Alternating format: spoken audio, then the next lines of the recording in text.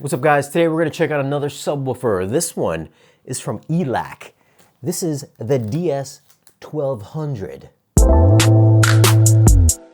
A shout out to Audiophile and ELAC for providing me with this subwoofer so I can bring you guys this review. So if you guys want to pick up anything that I'm mentioning in this video, you can do it at audioadvice.com. And we got the gloss black version. So look at that, that's real nice, very nice. So what we got here are the dual opposed 12-inch drivers on each side. So we got one here, and then we got one on the opposite side right there. If you look at the surround on this is what they call their hex technology. So I guess this is supposed to help it sound very linear, so very clean sounding, I suppose. Per their website, the driver itself is a sandwiched aluminum cone, so it's got composite paper on both sides, on the front and in the back of the driver, and in the center is actually aluminum, so it's an aluminum sandwiched driver. And the sub does have a frequency response in room per their specs of 14 hertz, down 14 hertz up to 150 hertz. We got the ELAC logo right there on the front. This is kind of like a bent aluminum. And on the very bottom, there's an LED light that will shine down on the floor. So instead of having LEDs kind of like facing on the top of the subwoofer or anywhere on the front, where it can be distracting in your theater room or in your living room, this one will shine down and just make the bottom of the subwoofer glow. But the finish is really nice. It's got a really nice black gloss finish.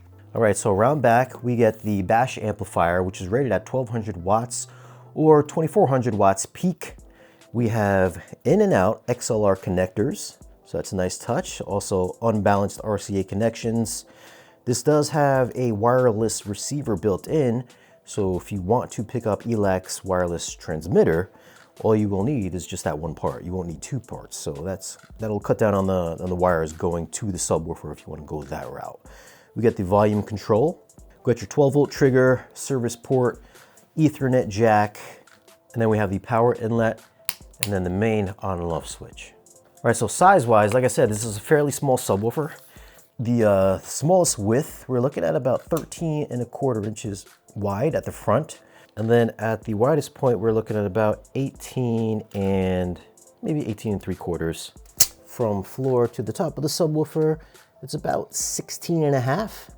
And then depth-wise, we're also looking at about 16¼ Now, just a quick bit of trivia. ELAC was the first subwoofer brand to come out with app controlled. I used to think it was SVS, but it was actually ELAC. So you can download the app on either iOS or Android. You can control all the features within the subwoofer, and there's also room correction built in as well. So I'm gonna be very interested to check that out.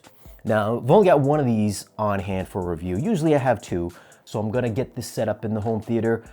If it's not enough to really pressurize the theater, I'm gonna bring it out here in the living room setup. This is a smaller room, which I'm sure is gonna be more than enough for just this room. But I'll give it a shot in the theater. Let's go ahead, get this thing set up, and try out the app. All right, so I am going to be using the app, which is for iOS. Right here, you can see the list of subwoofers that are gonna show up on the main page if you have more than one. So here you can see that I've got the DS1200, and this is also showing the demo sub as well. On the bottom, you can see the master volume, which you can slide over from 0 to 100%. Now, choosing a subwoofer, you can see where the subwoofer's volume is located right now. So I do have it at 42%, but you can raise it all the way up to 100. As for presets, we have movie, flat, and then night. So you get 3 different presets. And below that, you can see that you can turn the auto EQ on and off. Under low pass, this is variable from 40 down to up to 150 hertz. We've got phase, which is adjustable from 0 to 360 degrees. Delay from 0 to 20 milliseconds. We've got parametric EQ, which you do have 8 different banks. You can control the frequency, the bandwidth control, and the gain. Under LED mode, you can turn on or off the LED, which is located on the front of the subwoofer. You can also change the LED intensity or the brightness of the LED itself.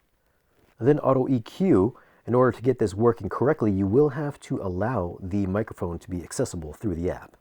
What we're going to do now is we're going to take your mobile device. I'm going to take my iPad and I'm going to place it near the subwoofer, and then the app is going to take a near field measurement.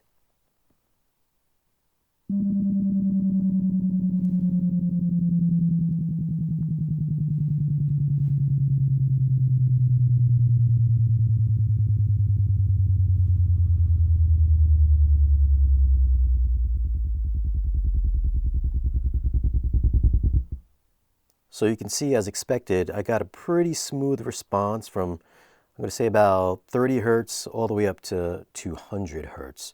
Slight dip at around 140 hertz, but otherwise it looks pretty good. I'm going to take my iPad, place it at the main listening position at about ear height, and then we're going to do the same thing and then take the far field measurement.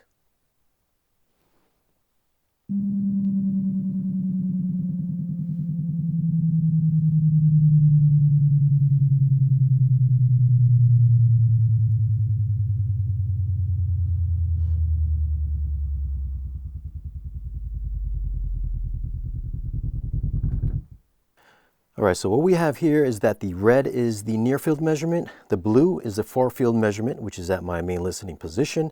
And then what it's going to do is going to compare the near field with the far field, apply some filters, and try to match the near field as closely as possible. You can see at the far field measurement, I do have a dip at around, I'm going to say about 55, maybe 60 hertz.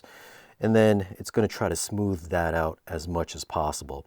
I don't think it's going to be exact, but we'll find out when I take some manual measurements towards the end of the video. As for equipment, I've got the sub hooked up to a turn-off processor and paired with RBH speakers.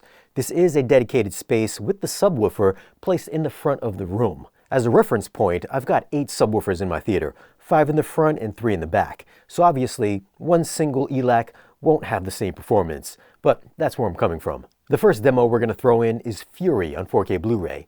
This movie's got tremendous tactile LFE with a barrage of tanks trying to blow each other up.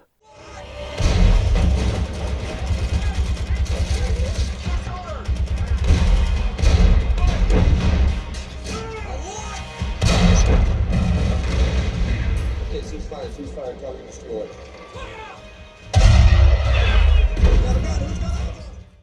This little subwoofer can belt out some punchy body shots.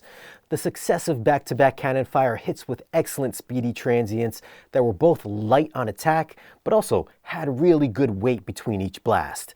I think if this was in a smaller room, it would definitely have greater impact, because having just one up front does feel very strong in my front row. But sitting in the second row, I can feel some light pressure in the air. It just doesn't have the same tactile sensation that I get up front. If I had another one to fill in the back of the room, it'd be a totally different experience back here. But as is, this subwoofer can belt out solid kick while being light and layered, and also has good finesse on the lower harmonics. It's high ground, you got any eyes on it? I had eyes there, gone, we're flying blind. It's you and me. Like, It's high ground, you got any eyes on it?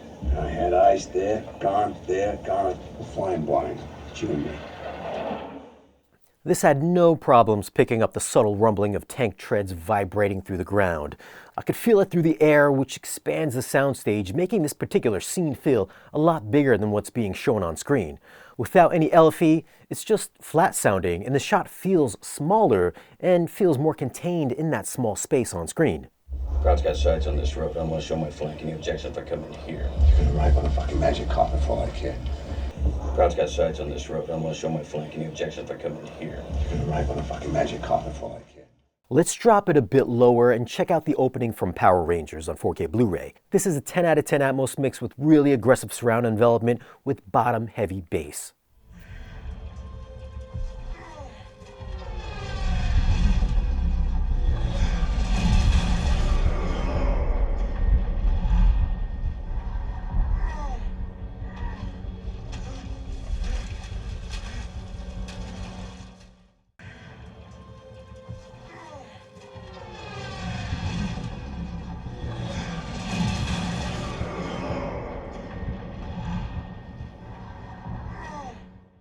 Playing this back without a subwoofer makes it sound like there's a drone flying from the back of the room overhead to the front speakers.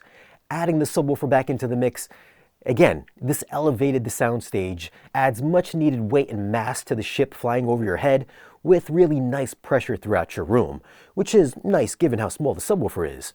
The recurring thing here is that I've only got one subwoofer on hand, and I know that this demo digs way lower than what I'm experiencing right now with just one sub. And with two, I'm sure we could definitely get there. So if you have a large room, you're going to need more than one subwoofer to get full pressurization in your space. Moving over to my living room setup, which I think most normal people will probably have if they have a home theater setup, is about half the size of my dedicated theater. So the single DS1200 absolutely pressurizes this smaller space and also feels like it can be a bit overkill at times. It's clean as it builds up momentum, doesn't sound bloated, and will have no issues filling a small to mid-sized space. Capping off the demos is Edge of Tomorrow. This digs down into the infrasonic realm and can blow lesser quality subs.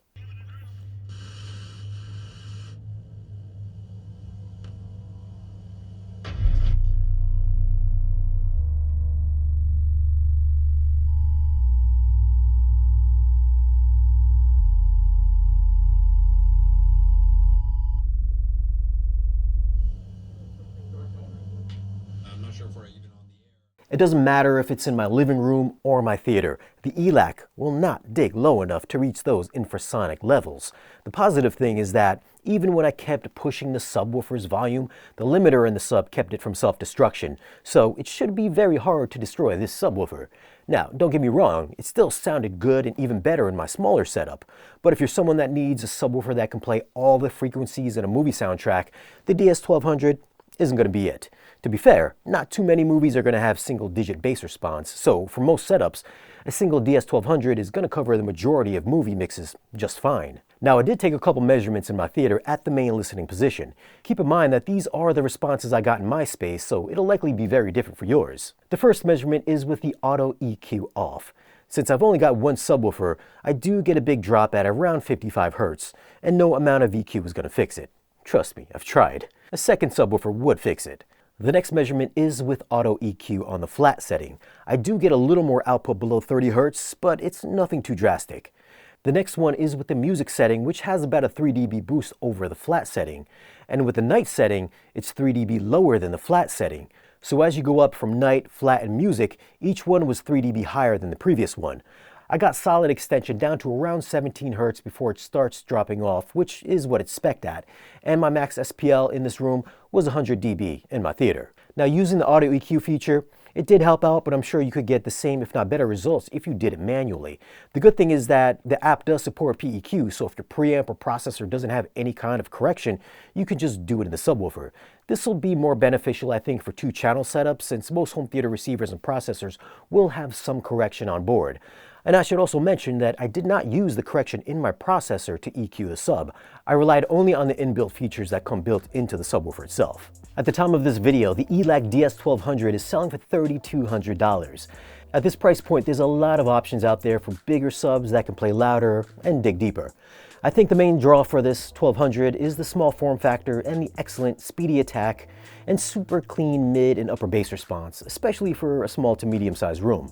I do wish I had two for my theater, but for my living room setup, it covered everything that my Martin Logans couldn't below 80 Hz, which they do need a lot of help with.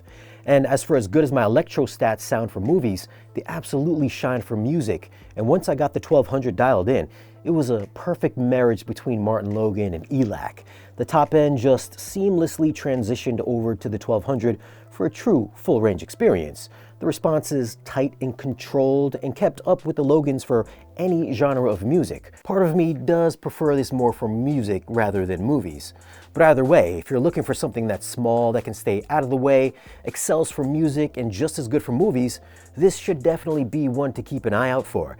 And it has a really comprehensive app that is super easy to use. And thanks again to Audio Advice and ELAC for partnering with me to bring you this review. If you want to grab anything that I've mentioned in this video, there will be links down in this video's description to Audio Advice. Thanks for watching, subscribe if you haven't already, and I'll catch you in the next video.